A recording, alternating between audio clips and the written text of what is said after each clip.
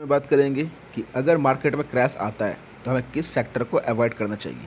तो दोस्तों, हर सेक्टर को अवॉइड करने का रीज़न मार्केट क्रैश के रीज़न से ही रिलेट करता है कि मार्केट किस रीज़न से क्रैश हुआ है। सपोज डैट मार्केट अगर क्रेडिट स्विच बैंक के बैंकरप्ट होने के कारण हुआ, तो जितने भी बैंकिंग सेक्टर हैं और एनबीएफसी हैं उन सबको हमें इग्नोर करना पड़ेगा। उन सब सेक्टर पे आप पैसे मत लगाइए।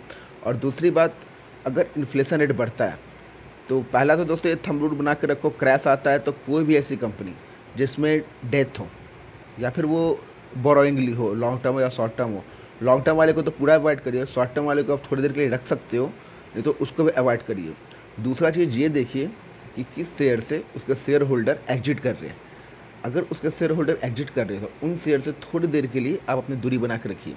तीसरा रीज़न, उन शेयर में आप इन्वेस्ट मत करिए जहाँ पे वो अपने शेयर को प्लेज कर रहे हैं।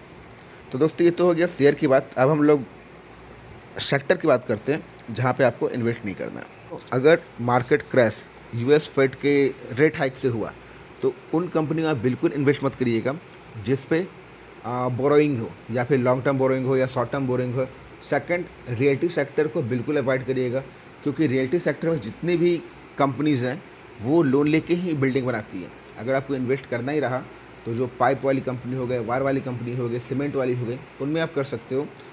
और जो भी मैन्युफैक्चरिंग कंपनी है, जैसे आप ऑटो सेक्टर ले लो या फिर इलेक्ट्रिक सेक्टर ले लो, उन सब से दूरी बना के रखिएगा। क्योंकि दोस्तों, जब रेट हाइक होगा, इन्फ्लेशन रेट बढ़ेगा, तो लोगों का जो बाइंग है वो कम हो जाएगा, तो प्रोडक्शन कम हो जाएगा।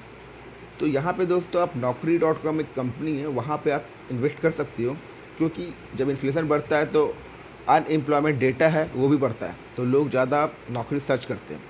तीसरा रीज़न दोस्तों, अगर वार के कारण मार्केट क्रैश होता है तो उसमें भी दोस्तों डिपेंड करता है। अगर रसिया यूक्रेन के कारण होता है, नेस्ले से आप दूरी बना के रखिए। क्रूड ऑयल, उस पर जितनी कंपनी डिपेंडेंट है, जैसे केमिकल सेक्टर हो गया, उससे दूरी आप बना के रखिए। यहाँ रिलायंस को आप फोकस में रख सकते हैं।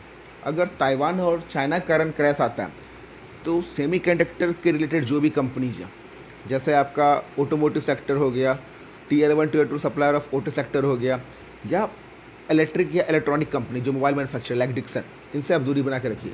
चाइना यूएसए के कारण हो गया तो आईटी कंपनी जितनी है, अगर यूएसए इन्वॉल्व होता है, उससे आप दूरी बना के रखिए।